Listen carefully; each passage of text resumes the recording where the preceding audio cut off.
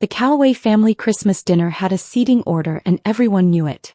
The long mahogany table in my grandmother's dining room seated 22 people. My Uncle Victor sat at the head, not because Grandma Eloise gave him that chair, but because he'd simply started sitting there 8 years ago and nobody had challenged him since. His wife, Aunt Renee, sat to his left. Their son Marcus, who had just been accepted to a law program he would not stop mentioning, sat to his right. My cousins arranged themselves by proximity to Victor, like planets orbiting a sun they desperately needed to stay warm. I sat near the end, beside my grandmother and across from my cousin Tiffany, who was 23 and had recently discovered that wearing blazers to family dinners made her look like she understood finance. It was December 23rd. The table held glazed ham, sweet potato casserole, collard greens, cornbread, and 3 different pies my grandmother had started at 6 in the morning. Everything smelled exactly the way Christmas was supposed to smell. And for the first 2 hours it was fine. Then Uncle Victor stood up with his wine glass. He did this every year. Stood up, tapped his glass, and delivered what he called a toast but what was really a performance review of the family. He started with the wins. Marcus's law school acceptance, his restaurant's recent write-up in the city's lifestyle magazine, Aunt Renee's charity gala that had raised $40,000 for a cause she could never quite name correctly. He moved through cousins methodically, distributing praise like a man who understood that controlled generosity kept people loyal. Then he got to me. And then there's our Maya. He smiled warmly, the kind of warm that has ice underneath it. Still doing her little property thing. Real estate, I said pleasantly. Right. He waved his hand. We support it. We do. He looked around the table for confirmation and received it in the form of polite nods and carefully neutral expressions. But let's be honest with each other because that's what family is for. He raised his glass a little higher. Maya has always been the one we worry about. The one we check in on. The one we, he paused, smiled, looked directly at me, take care of. Aunt Renee nodded slowly. Charity case, he said, his voice carrying that particular lightness people use when they want to say something cruel and call it honesty. And we say that with love. We all know it. It's nothing to be ashamed of. The table laughed. Not everyone. My grandmother did not laugh and neither did my cousin Deja, who was looking at her plate. But enough people laughed that the sound filled the room and pressed against me like something physical. I smiled. I picked up my napkin, folded it neatly and set it on the table beside my plate. Excuse me for just a moment, I said. I walked to the hallway. Here is what Uncle Victor knew about me. I was 31. I had dropped out of my MBA program 7 years ago, which my family had treated like a funeral they had to attend. I drove a 4-year-old Toyota Camry that my cousin Marcus had once called responsible for someone in your situation. I lived alone in a 2-bedroom apartment in a mid-rise building on the east side of the city. I wore sensible clothes to family events. I asked thoughtful questions about other people's lives and offered very little information about my own. I had been doing this deliberately for 6 years. Here is what Uncle Victor did not know about me. When I left that MBA program, I had already been quietly buying distressed commercial properties for 2 years using a small inheritance from my grandfather, Grandma Eloise's late husband, who had trusted me with $180,000 when I was 22 because he said I was the only one in the family who read financial statements for fun. I had used that money carefully. Then I had used the returns carefully. Then I had used those returns carefully. By the time I was 26, I owned 6 properties. By 28, 11. By 31. The Christmas Eve that Uncle Victor raised his glass and called me a charity case in front of 22 members of our family, I held a portfolio of 31 commercial and mixed-use properties across the city and 2 neighboring counties, with a combined assessed value of $34.7 million, generating $2.9 million annually in net rental income after expenses and management fees. I did not have a public profile. I had structured everything under Calloway Property Holdings LLC, which most people could not connect to me without significant effort. My property manager, a meticulous and deeply professional woman named Sandra Okafor, handled tenant communications, lease negotiations and renewals. I showed up to sign documents and make decisions. I did not show up anywhere else. The reason I had stayed quiet was simple.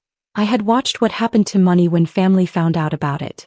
I had watched my Aunt Renee borrow $22,000 from my grandmother in 2017 and repay $8,000 of it while describing the rest as help we've all given each other over the years. I had watched Victor expand his restaurant empire, 3 locations, branded as Calloway's Kitchen with a 4th in development, partly on the confidence that came from being the family's financial anchor. He loved that role. He needed it.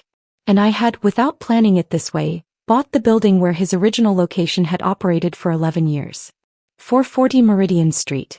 A 4-story mixed-use building in a neighborhood that had quietly tripled in value over the decade.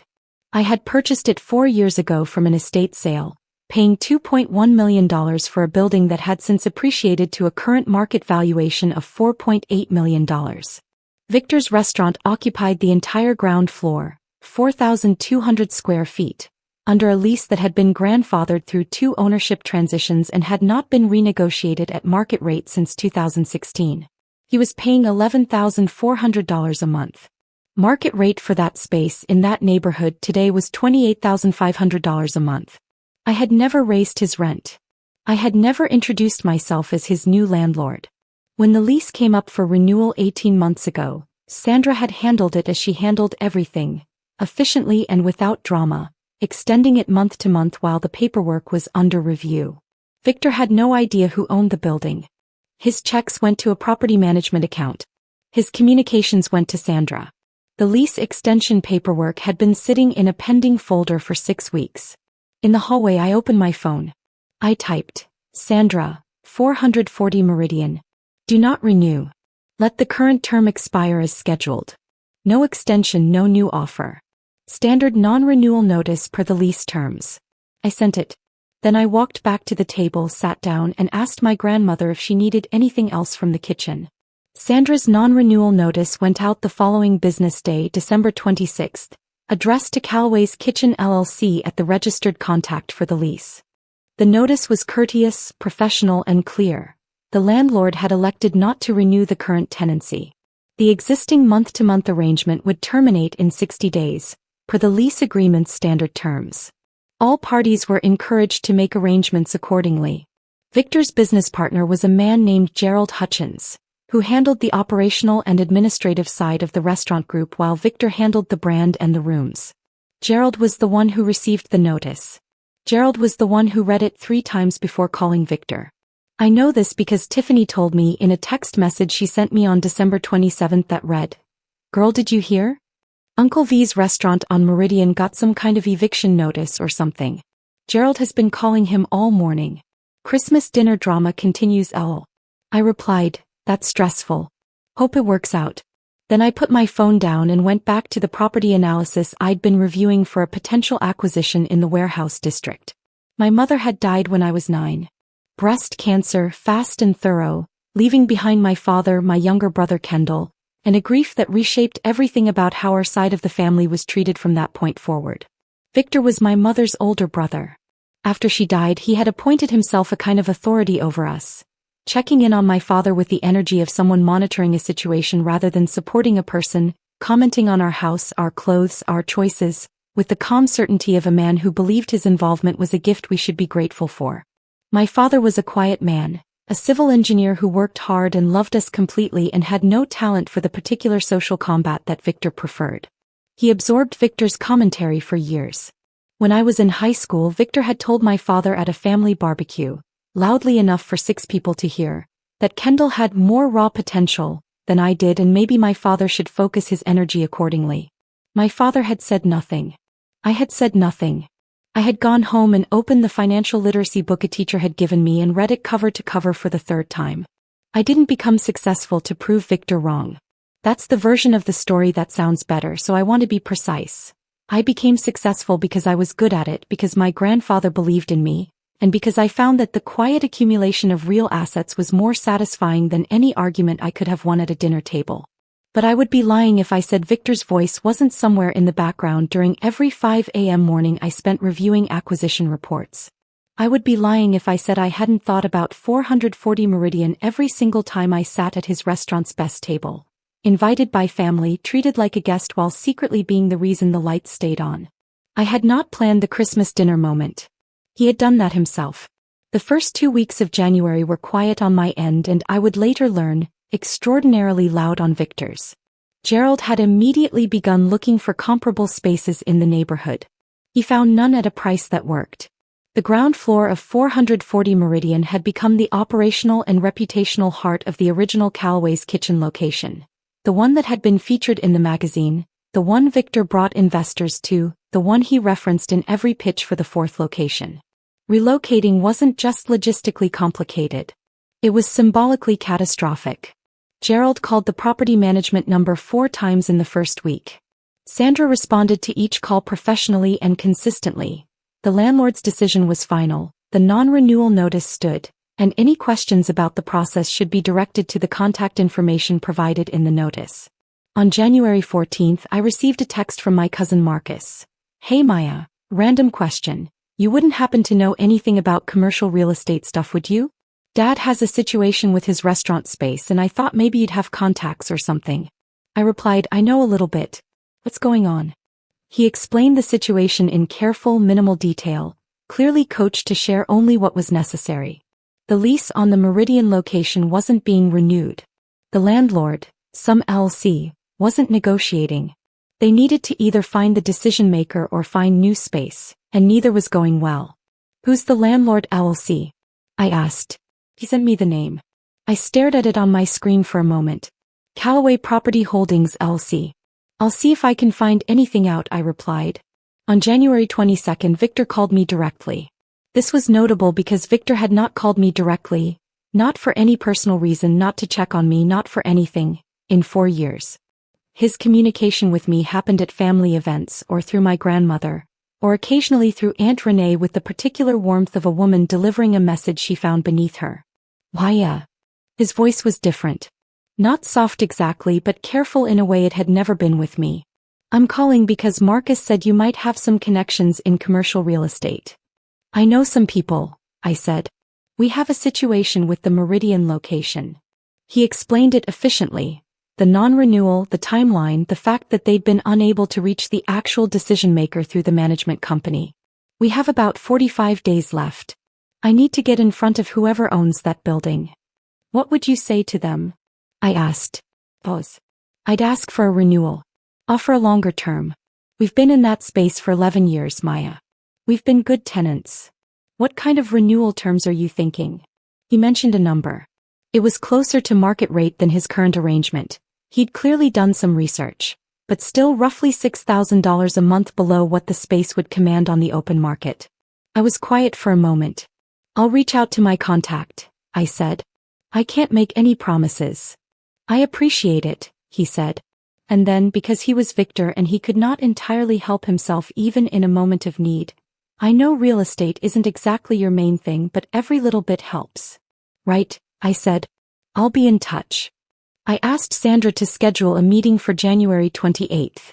I told her to book the conference room at our property management office, a clean, professional space on the 14th floor of a building downtown that I also owned, and to prepare the full lease file, the market rate analysis, and the property valuation summary. I told her I would be attending personally. Victor arrived with Gerald and a commercial real estate attorney named Patrick Osei, who was carrying a leather portfolio and the practiced calm of someone paid to project confidence in difficult rooms. They were shown to the conference room by Sandra's assistant and offered water and coffee. I arrived 7 minutes after they did, which was intentional. I walked in wearing a charcoal wool blazer, my hair pulled back, carrying nothing but my phone. Sandra was already seated at the table with the files. I sat at the head of it. Victor's expression moved through 3 distinct phases in approximately 2 seconds. The first was recognition. The second was confusion. The third was something I had never seen on his face before in 31 years. A quality of recalculation, like a man suddenly unsure of the ground beneath him. "Why, He said my name the way people say a word they've suddenly lost confidence in the meaning of. "Uncle Victor." I folded my hands on the table. "Gerald. Mr. Osei." I nodded to each of them. "Thank you for coming in." Gerald looked at Sandra. Sandra smiled professionally. "You're," Victor started. "The owner of record for Calloway Property Holdings LLC, I said. "And the landlord for 440 Meridian Street, yes." Patrick Osei, to his credit, recovered first. He opened his portfolio and clicked his pen. Gerald took a long drink of his water. Victor said nothing for a moment. Then, how long? For years, I said. I purchased the building from the Whitmore estate in 2020. For years, he repeated.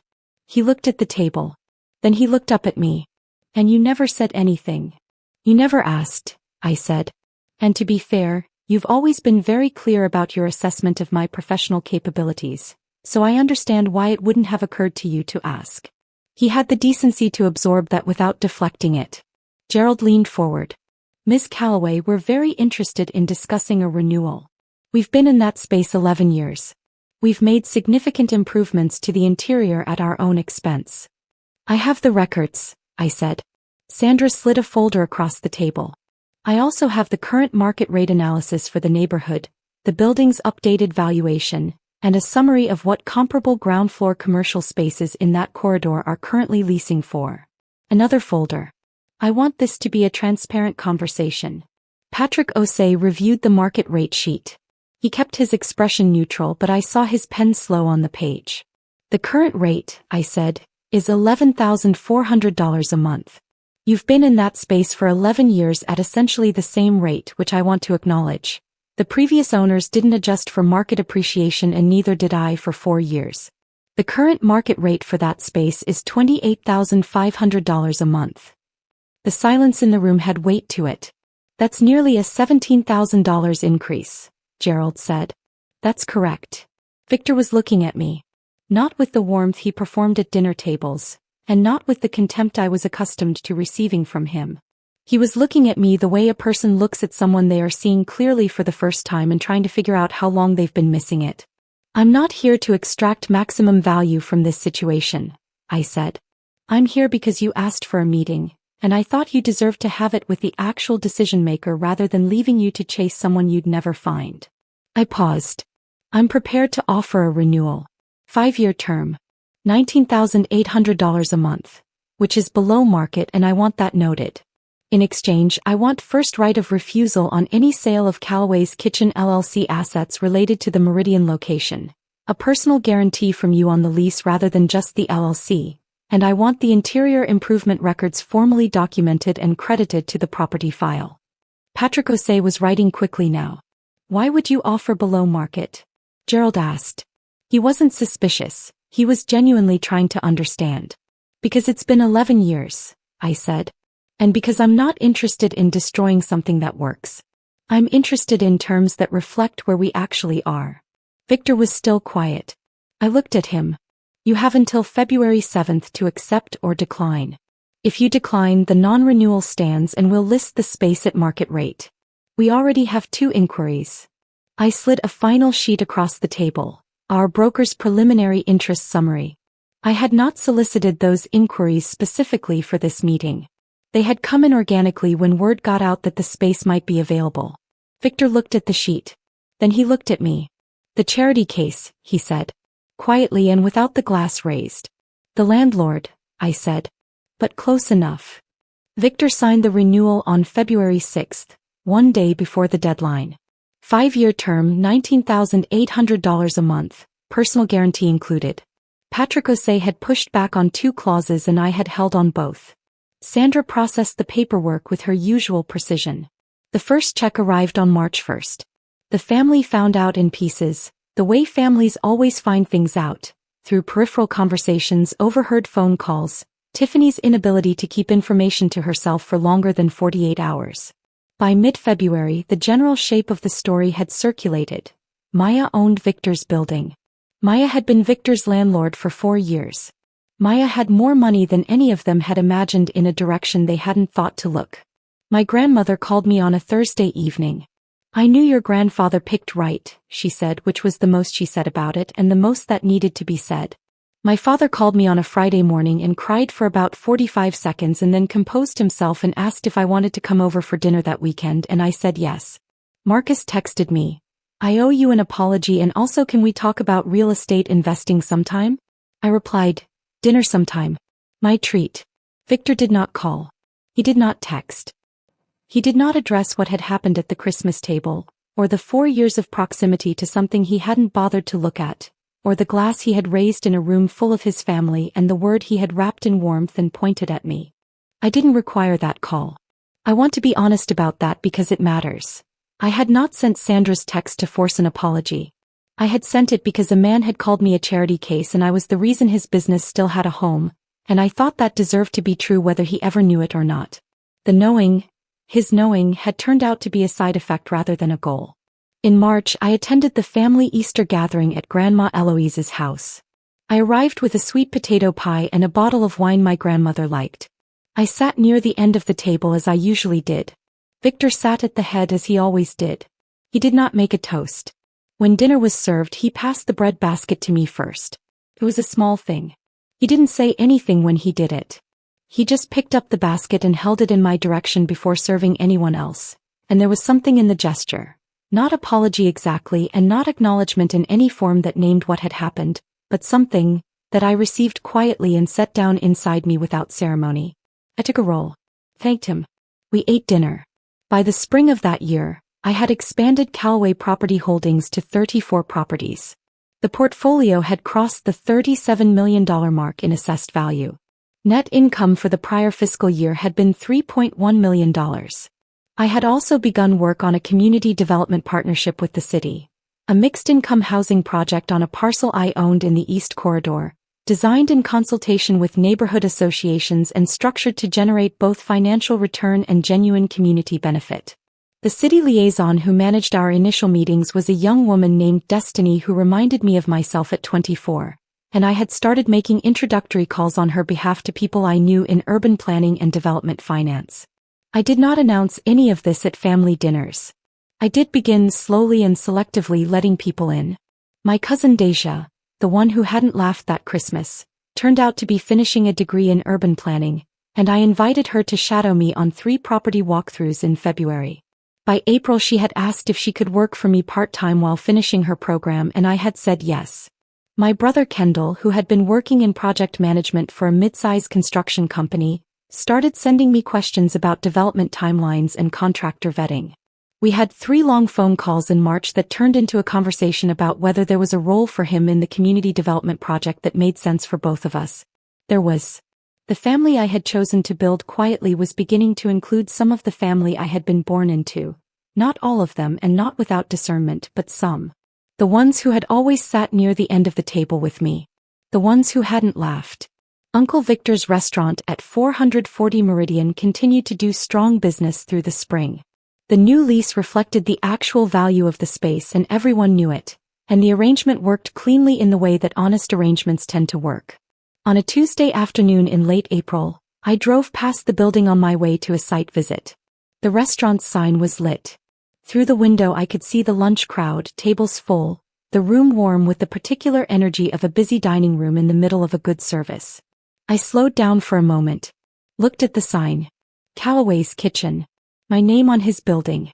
His name on my sign. I thought about my grandfather. I thought about $180,000 and a book I'd read 3 times and the particular kind of faith that doesn't announce itself. Then I drove to the site visit and got back to work. This is a fictional story created for entertainment purposes.